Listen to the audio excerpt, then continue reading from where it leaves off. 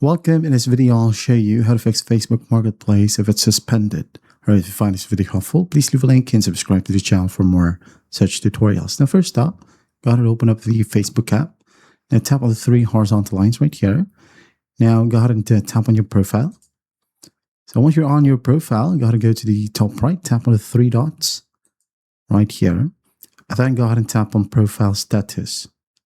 Okay, so go ahead and tap on it. And you'll be able to see Marketplace right here, and it will say inactive or suspended. So you're going to want to tap on it, and then there will be an appeal button right here at the very bottom, as far as I remember. So you're going to want to tap on request a review or fix it now, or even appeal, depending on your device. You'll have that option in here.